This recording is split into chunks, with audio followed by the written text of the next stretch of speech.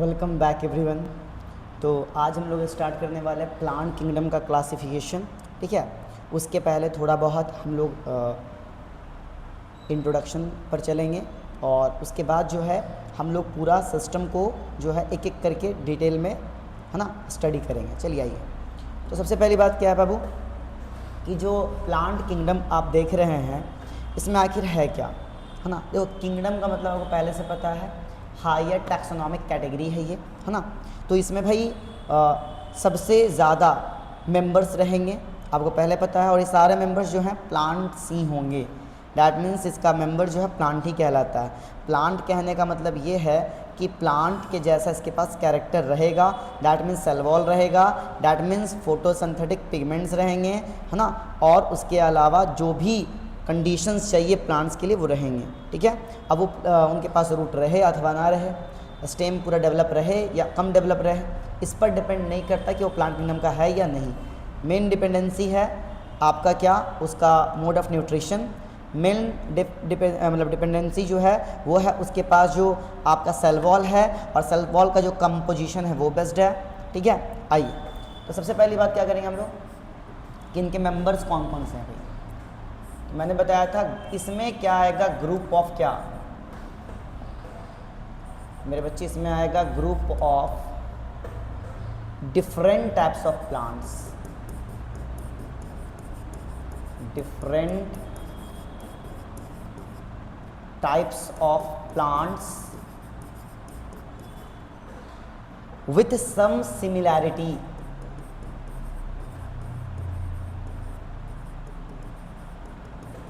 क्योंकि आपको पता है कि जब आप टैक्सोनॉमिक हायरची में KPCO FGS में जब स्पेसीज से किंगडम की तरफ जाते हैं सिमिलैरिटीज़ घटता है।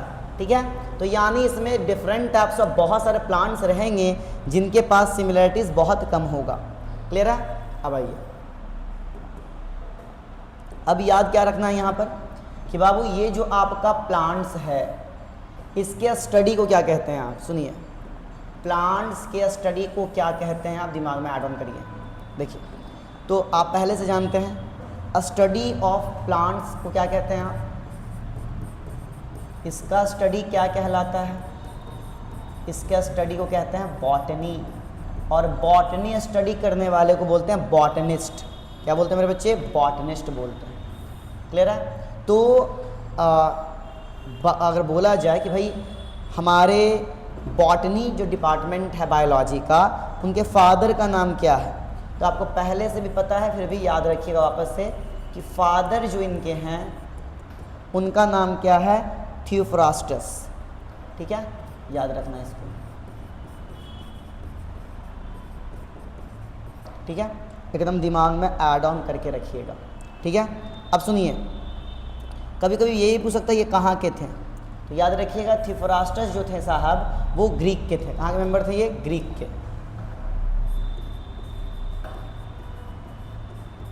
ठीक है, अब आइए,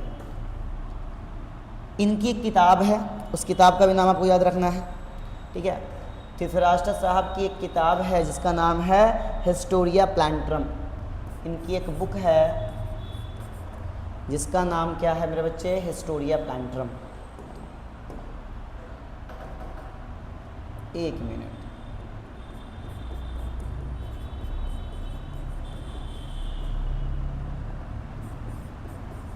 और इस किताब में इन्होंने प्लांट के क्लासिफिकेशन को डिटेल किया है। ठीक है, हिस्टोरिया प्लांटेरम होता है ना, ए छूट गया है, वहाँ पर वापस से लिखना पड़ेगा आपको, है ना। हाँ, हिस्टोरिया प्लांटेरम। अब सुनिए इन्होंने क्या किया है, इस किताब में क्या दिखाया, मेरे पास सुनिए ध्यान से।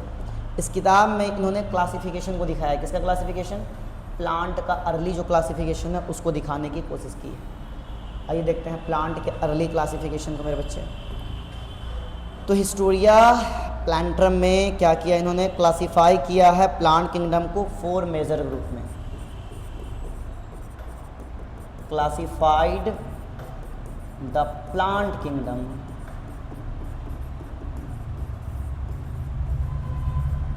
into 4 major groups.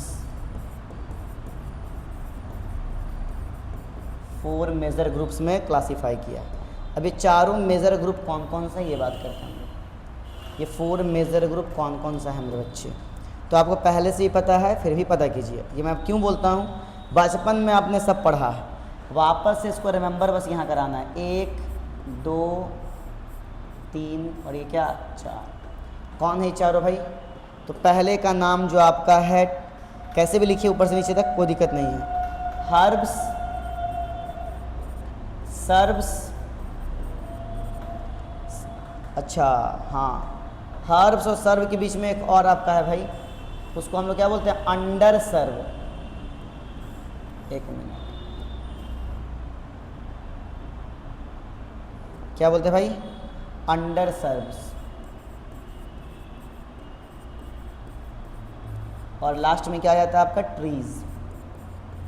तो इस तरीके से उन्होंने क्लासीफाई किया भाई, है ना। 4 मेजर ग्रुप में प्लांट किंगडम को क्लासीफाई किया। उस एक किताब में लिखा है उन्होंने, उस किताब का नाम क्या है, हिस्टोरिया प्लांटरम। क्लियर है। अब आइए,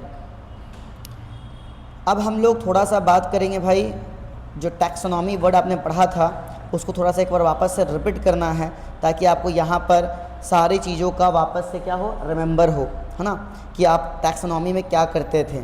अगर यहाँ पर आपको टैक्सोनॉमी करना है, क्लासिफिकेशन करना है प्लांट किंगडम को, तो क्या क्या करिएगा, ठीक है। यहाँ तक आपको दिक्कत नहीं है, हम लोग चलते हैं अगले पेज में। देखिए, तो यहाँ पर क्या बात करेंगे हम लोग, यहाँ पर थोड़ा सा पहले बात करेंगे, जो आप पहले से जानते हैं टैक्सोनॉमी की, इसलिए जानना वापस ज़रूरी है ताकि आपको रिकॉल हो। और दूसरी बात क्या है, आपको थोड़ा सा यहाँ पर उसका यूज़ जो है वो समझ में आ जाए, कैसे यूज करते हैं आप वर्ड्स को, ठीक है। तो टैक्सोनॉमी की अगर बात करें हम लोग, तो सिंपल सी बात आप जानते हैं पहले से कि जो टैक्सोनॉमी है ये एक ग्रीक वर्ड है। ये जो आपका है एक ग्रीक वर्ड है, पहले से ये बात जान रहे हैं आप, है ना। दिया है किसने, APD कैंडले,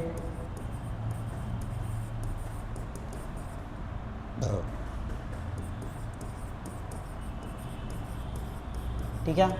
उसके बाद क्या याद रखना है, टैक्सोनॉमी वर्ड जो है इसका मतलब क्या होता है, टैक्सा जो मतलब होता है उसका मतलब होता है अरेंजमेंट, और नॉमी मतलब होता है लॉ। टैक्सा जो वर्ड है इसका मतलब क्या होता है, अरेंजमेंट, ठीक है। और नॉमी जो वर्ड है, नॉमी, इसका मतलब होता है लॉ, यानी अरेंज करना है, लेकिन कैसे करना है, लॉ के अकॉर्डिंग अरेंज करना है। दैट्स वाई इसे क्या कहते हैं हम लोग, टैक्सोनॉमी कहते हैं।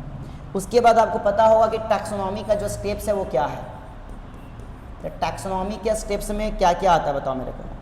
टैक्सोनॉमी के स्टेप्स में आपका आता है मेरे बच्चे, कैरेक्टराइजेशन, पहले कैरेक्टराइज कीजिएगा। दूसरा आता है आपका क्या, आइडेंटिफिकेशन, फिर पहचान कीजिएगा भाई है कौन ये, किसके जैसा दिख रहा है, आइडेंटिफिकेशन, ठीक है। उसके बाद जो आप है, जब कैरेक्टराइज कर लीजिएगा, आइडेंटिफाई कर लीजिएगा, तो कहिएगा कि चलिए भाई आप पहचान लिए गए हैं, अब आपको क्लासिफाई कर देते हैं, दैट मीन्स क्लासिफिकेशन। और लास्टली जब आप क्लासिफाई भी कर लीजिएगा तो उसके बाद इसका नाम रखना स्टार्ट कीजिएगा, दैट मीन्स नॉमेनक्लेचर। ये बात समझ में आ रही है। तो ये आपका पहले थोड़ा सा बेसिक ज़रूरी था, क्योंकि बच्चे को बेस पसंद है। आइए, बेस मतलब बेसिक यहाँ है, ठीक है, वो गाने वाला बेस नहीं है। आइए, ये क्लियर है। अब आते हैं हम क्लासिफिकेशन सिस्टम किसके लिए भाई, प्लांट के लिए, ठीक है। क्लासिफिकेशन सिस्टम जो आपका है किसके लिए, प्लांट के लिए। आइए, तो हम क्या बात कर रहे हैं, हम बात कर रहे हैं मेरे बच्चे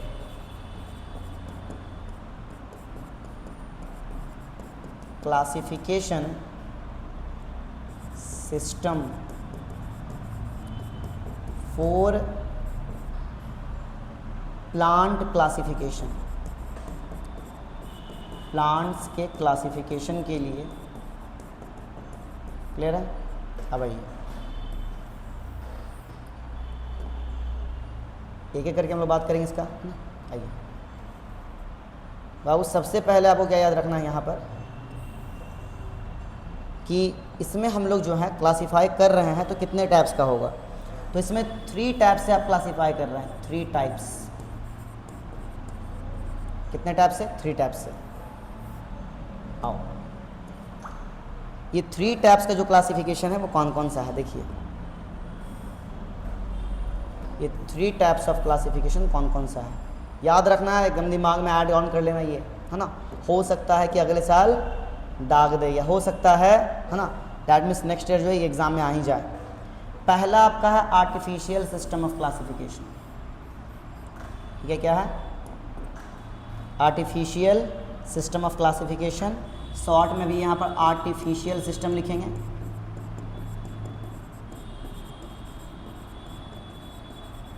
ठीक है। सेकंड जो आपका है वो आपका है नेचुरल सिस्टम। एक मिनट मेरे बच्चे, सेकंड में किसे रखेंगे आप? नेचुरल सिस्टम को।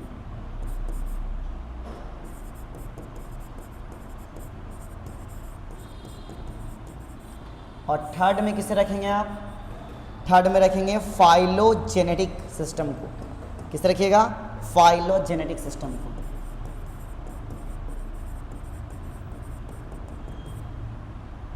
चलिए, अब ये तीनों सिस्टम रेडी है, ठीक है। हमें इन सारे का डिटेल एक बार इकट्ठा कर लेना है, तो सिस्टम ऑफ क्लासिफिकेशन क्या हो जाएगा आपका? कंप्लीट। आइए, क्लियर है? पहला क्या है? आर्टिफिशियल। दूसरा क्या है? नेचुरल। तीसरा क्या है? फाइलोजेनेटिक।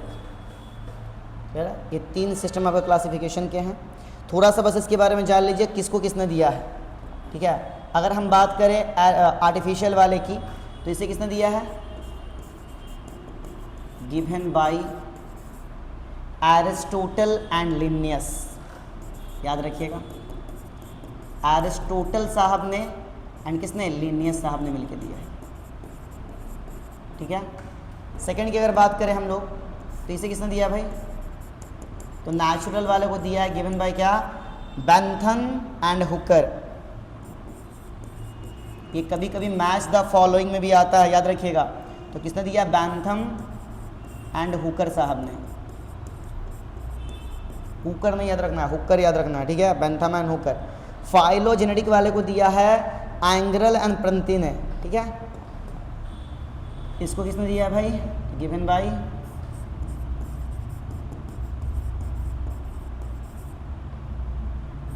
Angler and Prantl. एक मिनट, प्रंती, ठीक है, एकदम क्लियर। अभी आपने सीखा भाई 3 तरह का होता है क्लासिफिकेशन प्लांट का, आर्टिफिशियल, नेचुरल एंड फाइलोजेनेटिक। देखो आर्टिफिशियल मतलब कि जनरली आप जो है बाहर से देख के, है ना, सुपरफिशियल जो मॉर्फोलॉजिकल कैरेक्टर्स है बाहर से जो दिख रहा है उसको देख के बांट दिया आपने, दिस इज कॉल्ड क्या? This is called artificial. उसके बाद आपने नेचर में देखा, है ना, नेचुरल चीज़ों को देखा, डैट मीन्स उसका एक्सटर्नल फीचर्स देखा, इंटरनल फीचर्स देखा, उसका स्ट्रक्चर को स्टडी किया, एम्ब्रियो को स्टडी किया, और साथ ही साथ किस तरह से वो केमिकल्स बॉडी में यूज़ हो रहा है उसको स्टडी किया, दिस इज कॉल्ड नेचुरल। लेकिन जब आपने साथ ही साथ उसका phylogenetic relation, that means evolutionary relation भी देखा और उसके बाद उसको क्लासीफाई किया, उसे कहते हैं फाइलोजेनेटिक। क्लियर है? अब एक एक करके हम लोग सबको डिटेल में, है ना, स्टडी करेंगे। पहला क्या आपका? Artificial system. देखिए अब अगर हम बात करें आर्टिफिशियल सिस्टम की, आर्टिफिशियल सिस्टम की बहुत आसान है। इसका कुछ बेसिक हमने पहले चैप्टर में बता रखा है, डैट मीन्स आपका ये जो आपका है लिविंग वर्ल्ड में भी और बायोलॉजिकल क्लासिफिकेशन में भी बता रखा है। बस यहाँ पर उसको क्या करना है? यूज करके क्लियर कर लेना है मेरे बच्चे। आर्टिफिशियल सिस्टम में क्या कहा गया? सबसे पहली बात ये है, ये अर्लीस्ट सिस्टम ऑफ प्लांट, है ना, क्लासिफिकेशन है। ये अर्लीस्ट सिस्टम है बच्चा, पहले आया था। अर्लीस्ट सिस्टम ऑफ क्या? Plant classification. प्लांट क्लासिफिकेशन में सबसे अर्लीस्ट सिस्टम है। क्लियर है? उसके बाद क्या याद रखना है कि किस पर बेस्ड है भाई? तो मैंने ये बताया था आपको, इसका बेसिस क्या है, तो बेस्ड ऑन क्या मेरे बच्चे? याद रखिएगा, बेस्ड ऑन क्या, सुनो ध्यान से, ये किस पर बेस्ड है? तो ये बेस्ड है आपका पहला चीज़ किस पे, समझिएगा ध्यान से, दो चीज़ पर बेस्ड है मेरे बच्चे। पहला में याद रखना है ग्रॉस सुपरफिशियल मॉर्फोलॉजिकल कैरेक्टर, जो बाहर से आप बस देख रहे हो, gross superficial morphological characters. Clear है? बात समझिएगा ध्यान से। ये ग्रॉस सुपरफिशियल मॉर्फोलॉजिकल जो आपका कैरेक्टर्स बताया गया, इसमें क्या क्या लिया गया था? दैट मीन्स इसमें आप लेंगे क्या, हैबिट लीजिएगा, और लिप्स का जो शेप है, लिप्स का जो कलर है, और लिप्स का जो आपका नंबर्स है उसे देखिएगा। साइज को, कलर को और नंबर को देखना है। और ये दोनों बात जो है आपका किसने मिलके कहा है? देखिए ये जो बात मैंने पहले बता रहा हूँ आपको, मैं जो पहले बता रहा हूँ ग्रॉस सुपरफिशियल मॉर्फोलॉजिकल कैरेक्टर, ये आपका दिया है एरिस्टोटल साहब ने। ठीक है, किसने दिया? एरिस्टोटल ने। लेकिन जो वेजिटेटिव के बाद आपका बताएगा आगे जाके, आगे बताएंगे, सॉरी जाएगा नहीं भाई, बहुत बड़े महान इंसान है भाई वो लोग जो बता के गए हैं। हाँ, साइंटिस्ट साहब महान होते हैं, साइंटिस्ट साहब क्या होते हैं? महान होते हैं। सुनिए, तो इन्होंने दो चीज़ के बारे में बताया, एक बताया हैबिट के बारे में। ठीक है, तो हैबिट में याद ये रखना है कि आपका जो है ये जो प्लांट्स होंगे इसमें, है ना, क्या होंगे, कैसे होंगे? तो यहाँ पर बात किया गया कि भाई हर्ब्स होगा या सर्ब्स होगा या फिर क्या होगा, ट्री होगा। क्लियर है? ये बात एकदम क्लियर है। अब सुनिए, दूसरी बात जो की गई है यहाँ, वो की गई है किसकी? वो की गई है लिप्स की। आइए सुनिए, अगर हम लोग लिप्स की बात करें तो लिप्स में किस चीज़ को रखा गया है भाई? तो लिप्स में लिप्स के तीन फीचर्स को यहाँ रखा गया। कितने फीचर्स को? तीन फीचर्स को। लिप्स का क्या देखना है आपको? लिप्स का देखना है साइज, देखना है कलर, और क्या देखना है? और देखना है नंबर्स।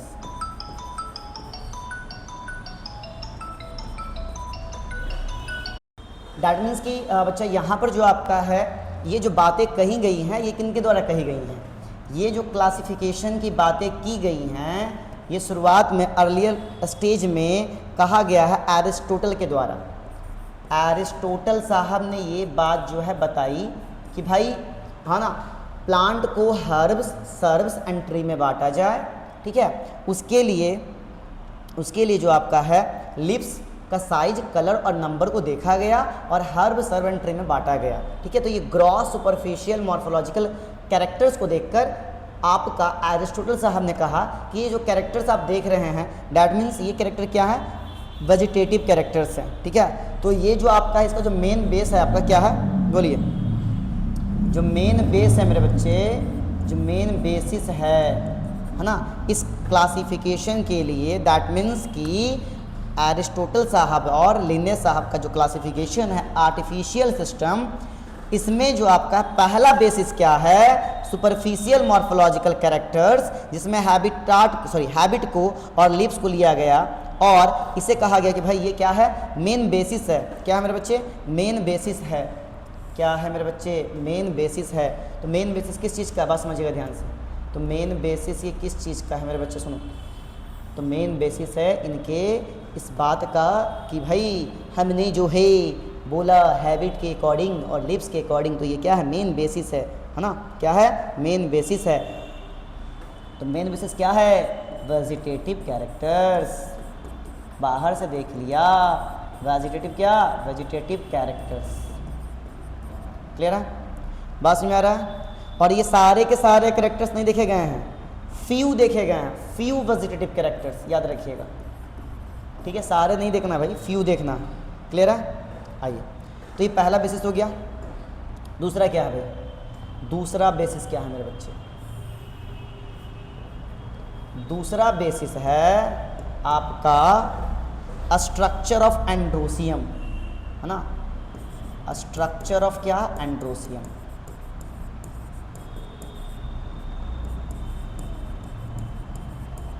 अब सुनिए, अगर एंड्रोसियम के स्ट्रक्चर की बात करें हम लोग, सुनिए ध्यान से, अगर एंड्रोसियम के स्ट्रक्चर की बात करें हम लोग तो सुनिएगा ध्यान से, बड़ा अच्छे से इत्मीनान से। तो इसको जो मेन बेसिस बनाया है ना, किसने बनाया है? तो ये बनाया है आपके लिनियस साहब ने, ठीक है। और ये जो आपका मैं बता रहा हूँ है ना, किसने दिया पहले ये बात याद रखिएगा, गिवन बाय क्या? लिनियस साहब। दूसरी बात क्या याद रखनी है, सुनिए, दूसरी बात याद रखनी है कि ये जो आपका बताया गया ये रिप्रोडक्टिव स्ट्रक्चर के बारे में बताया है। इसके पहले वाले में किसके बारे में बताया गया था? वेजिटेटिव के बारे में। यहाँ किसके बारे में बताया गया? रिप्रोडक्टिव स्ट्रक्चर के बारे में बताया गया, ठीक है।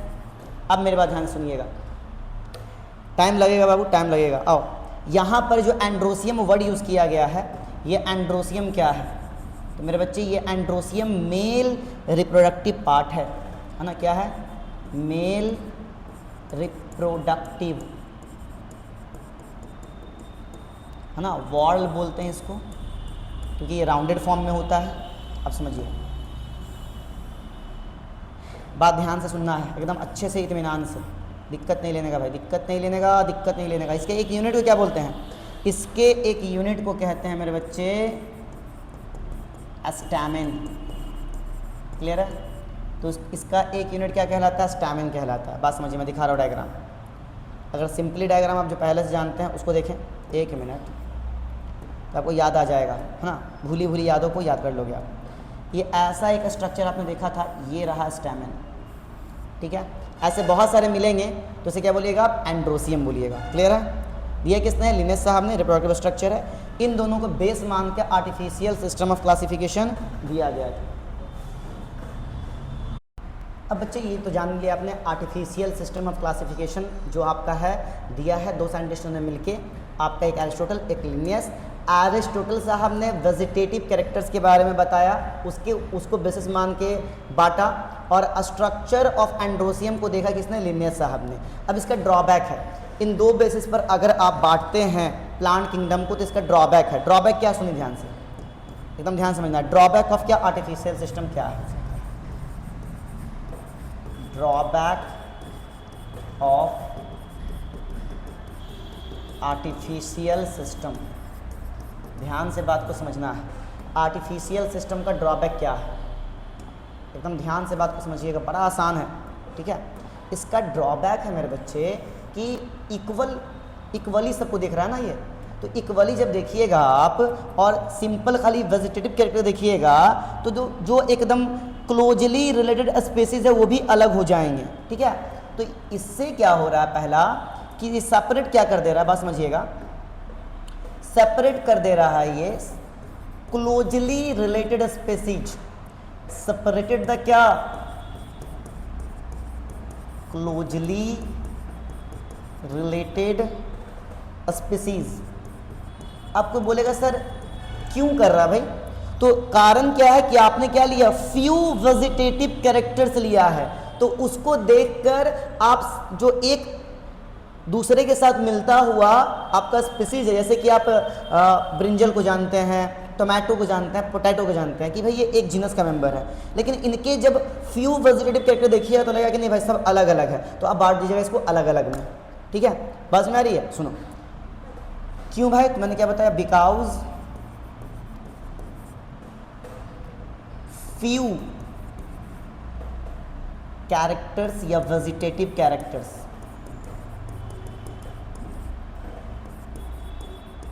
few vegetative characters was taken, बहुत कम लिया गया, तो देख के भाई कहा कि नहीं नहीं अलग अलग है ना, लेकिन जबकि क्या था वो आपका क्लोजली रिलेटेड स्पेसिस था। दूसरा क्या था? इक्वल वेटेज दे दिया किसको? एक मिनट, इक्वल वेटेज दे दिया किसको मेरे बच्चे? दोनों कैरेक्टर्स को, वेजिटेटिव को भी और रिप्रोडक्टिव को भी, जबकि ये सही नहीं है। तो इक्वल वेटेज, एक minute,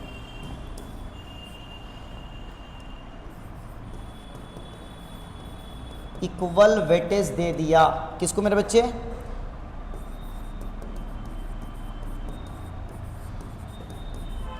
both vegetative and reproductive,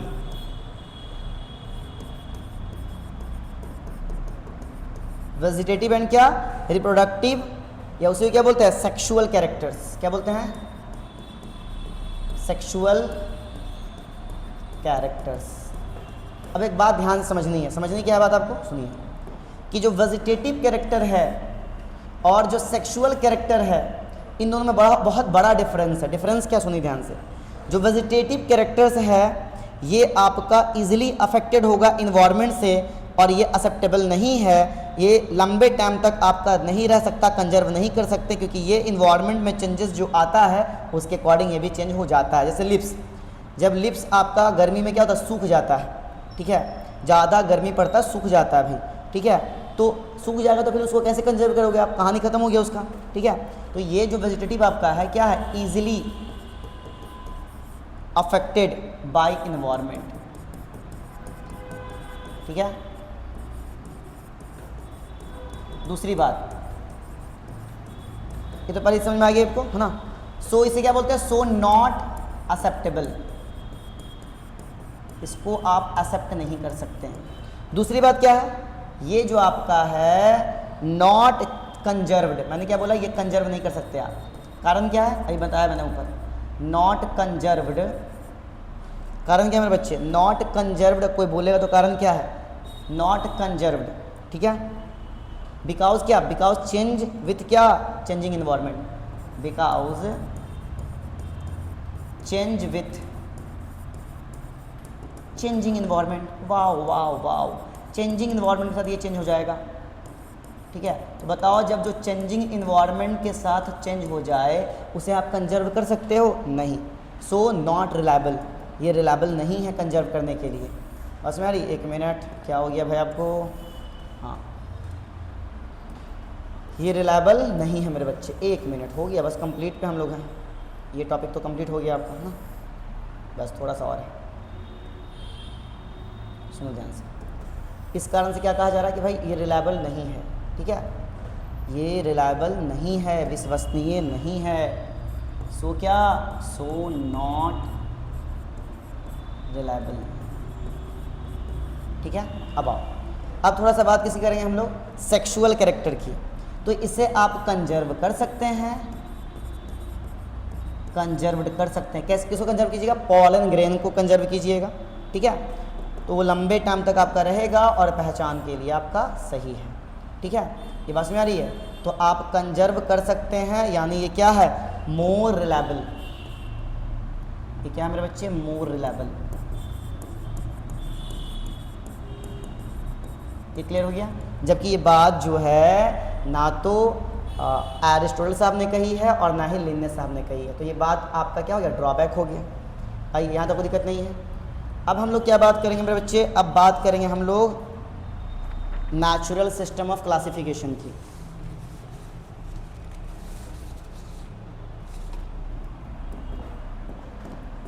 एक मिनट, तो नेचुरल सिस्टम की अगर बात करें तो जो जो बताया मैंने वो पहले याद रखना है, किसने दिया, बेसिस क्या था, यही चीज़ याद रखना है, ज़्यादा दिमाग नहीं खराब करना है। किसने दिया, बेसिस क्या था, है ना, अगर ड्रॉबैक पॉसिबल है, ड्रॉबैक क्या था, ये तीन चीज़ याद रखिए, कहानी क्या हो जाएगा, कंप्लीट। आइए, तो नेचुरल सिस्टम ऑफ क्लासिफिकेशन जो है इसको प्रपोज किसने किया, मैंने बताया आपको,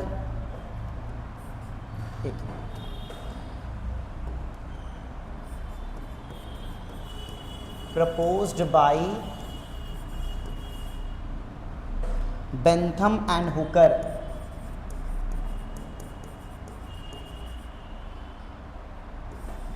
हुकर का पूरा नाम क्या है, कहीं पूछ सकता है आपसे, जोसेफ डाल्टन हुकर, याद रखिएगा, जोसेफ डाल्टन हुकर, ठीक है।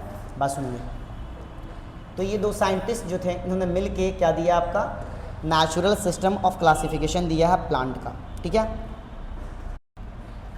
तो बाबू पहली बात तो समझ में आ गई, प्रपोज किसने किया। अब बात है इसका बेसिस क्या है, मैंने आपको यही बताया कि बाबू क्या क्या याद रखना है, किसने दिया, बेस्ड किस पे है, तो बेस्ड ऑन, याद रखिएगा बहुत इंपॉर्टेंट बता रहा हूँ मैं, नेचुरल एफिनिटी,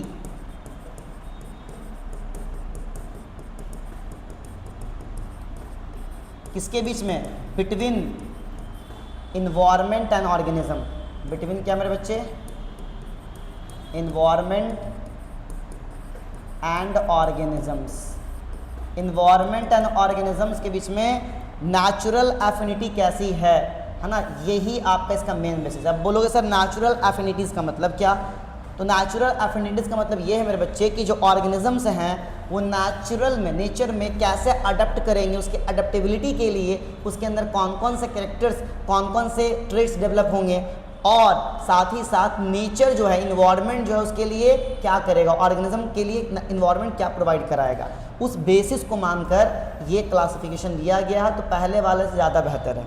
अब सुनिए इसका मेन बेसिस क्या है, जो मैंने बोला उसको ध्यान सुनिएगा ना। मेन बेसिस क्या है मेरे बच्चे? इसका जो मेन बेसिस है, दिमाग में एकदम ऐड ऑन करके रखो, किसका मेन बेसिस वही है जो आपको बाहर से कुछ दिखेगा, कुछ अंदर से दिखेगा, है ना, कुछ सेल के अंदर दिखेगा, कुछ आपका एम्ब्रियो को स्टडी करिएगा तो दिखेगा, और कुछ आप उसके अंदर ऑर्गेनिज्म के अंदर प्रेजेंट केमिकल को देखिएगा तब समझ में आएगा।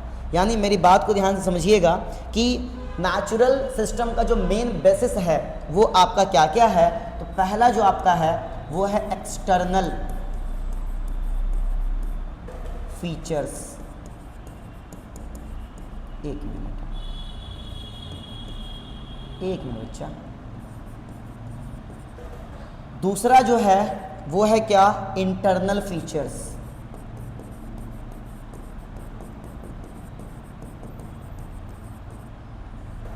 तीसरा जो है मेरे बच्चे वो क्या है?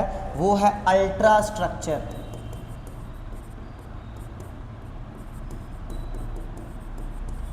चौथा जो है मेरे बच्चे वो आपका क्या है? एम्ब्रियोलॉजी। और जो फिफ्थ है मोस्ट इम्पॉर्टेंट वो आपका क्या है? एक मिनट, है ना, वो आपका है फाइटोकेमिस्ट्री। फाइटोकेमिस्ट्री। अब सुनिएगा सबके बारे में, हल्का हल्का जानना, ज़्यादा नहीं। एक्सटर्नल फीचर का मतलब मॉर्फोलॉजी, इंटरनल फीचर का मतलब एनाटॉमी, अल्ट्रा स्ट्रक्चर का मतलब साइटोलॉजी, एम्ब्रियोलॉजी का मतलब एम्ब्रियो का स्टडी, और फाइटोकेमिस्ट्री का मतलब जो केमिकल्स प्लांट के सेल्स में प्रेजेंट है उसका डिटेल। ठीक है, सुनिए ध्यान से। तो मैंने क्या बोला? एक्सटर्नल फीचर का मतलब क्या? मॉर्फोलॉजी आपका, हाँ, इसका मतलब क्या? मॉर्फोलॉजी। इंटरनल फीचर्स का मतलब क्या? एनाटॉमी। अल्ट्रा स्ट्रक्चर का मतलब क्या? साइटोलॉजी, सेल का स्टडी। एम्ब्रियोलॉजी का मतलब क्या? Study of embryo, study of stages या एम्ब्रियो। उसके बाद फाइटोकेमिस्ट्री का मतलब क्या? Study of chemicals, study of chemicals present in plants. Plants में कौन कौन से केमिकल प्रेजेंट है उसका स्टडी। कोई दिक्कत नहीं है। मेरे हिसाब से नेचुरल सिस्टम ऑफ क्लासिफिकेशन आपको बहुत बेहतरीन तरीके से समझ में आ गया। लेकिन एक बात याद रखिएगा, इसमें क्या इंक्लूड नहीं किया गया ये भी बात याद रखिएगा हमेशा के लिए। क्या इंक्लूड नहीं किया गया? तो not included phylogeny, so not a best system. इसलिए क्या बोला गया? बेस्ट नहीं है। नॉट इंक्लूडेड फाइलोजेनी, एक मिनट, फाइलोजेनी, ठीक है। सो क्या? So not a best system, so not a क्या? Best system. इसको बेस्ट सिस्टम क्यों नहीं माना गया? कोई पूछेगा तो बताइएगा, क्योंकि इसमें फाइलोजेनी इंक्लूडेड नहीं है। इसमें फाइलोजेनी इंक्लूडेड नहीं है, उसे हम लोग बेस्ट सिस्टम नहीं कह सकते। क्लियर है? आइए आगे बढ़ें। अब हम लोग क्या बात करेंगे? थोड़ा सा फाइलोजेनेटिक सिस्टम की बात करेंगे। आइए,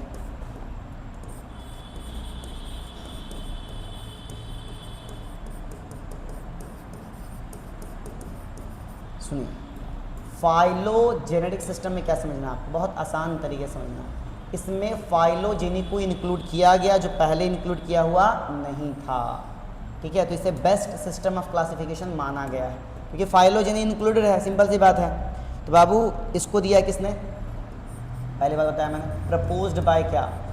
तो प्रपोज्ड बाय, बोलिए, एंगलर एंड प्रंती। ठीक है। दूसरी बात क्या याद रखना है, किस पर बेस्ड है, तो मैंने अभी बताया आपको कि ये बेस्ड है इवोल्यूशनरी हिस्ट्री पर, दैट मीन्स फाइलोजेनी पर। तो बेस्ड ऑन क्या, इवोल्यूशनरी हिस्ट्री बोलिए उसको, या और क्या बोल सकते हैं इसको, एंसेस्ट्रिक हिस्ट्री या फाइलोजेनी।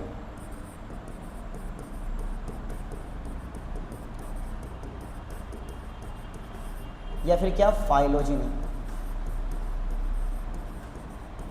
क्लियर है, ये बात समझ में आ गई। दूसरी बात, इसमें आप जो है इंपॉर्टेंट एविडेंस क्या यूज कीजिएगा, सुनिए ध्यान से। दैट मीन्स आपको अगर किसी का इवोल्यूशनरी हिस्ट्री पता करना है तो आप कैसे पता कीजिएगा, उसके लिए एविडेंस क्या यूज होगा। तो उसके लिए एविडेंस यूज होगा मेरे बच्चे सुनिए, फॉसिल्स एविडेंस यूज होगा।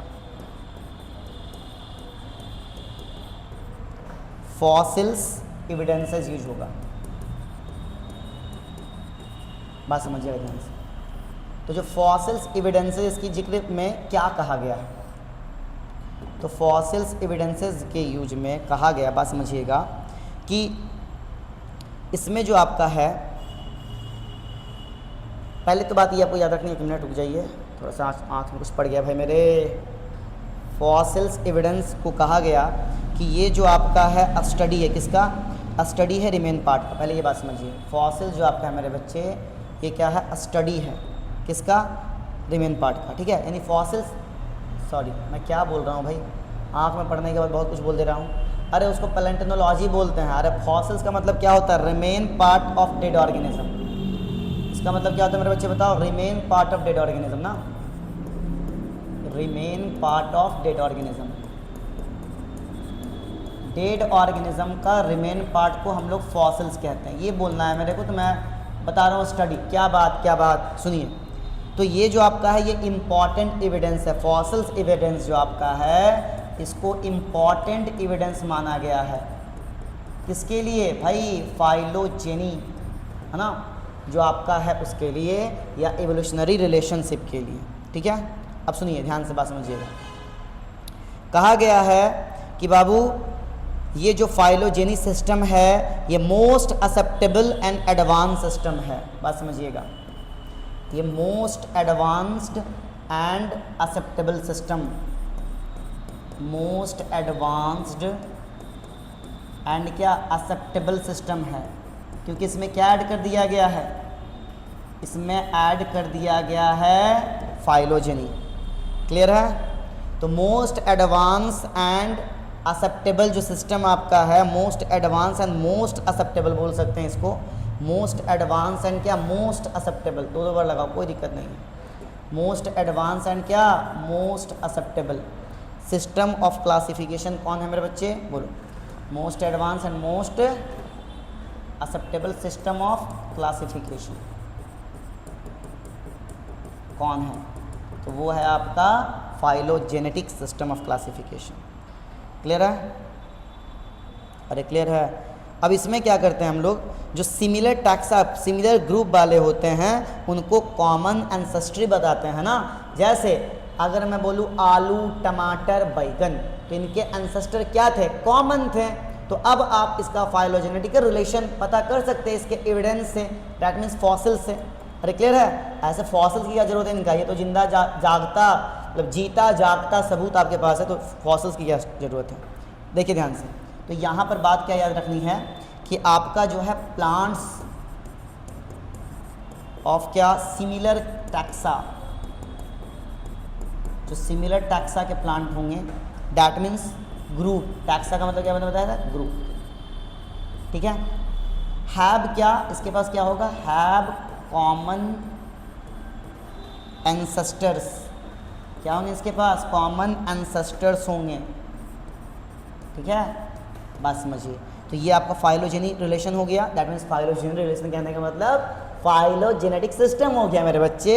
तो हमने कंप्लीट कर लिया पूरा क्या, सिस्टम ऑफ क्लासिफिकेशन प्लांट का। मिलते हैं अगले लेक्चर में, तब तक के लिए धन्यवाद।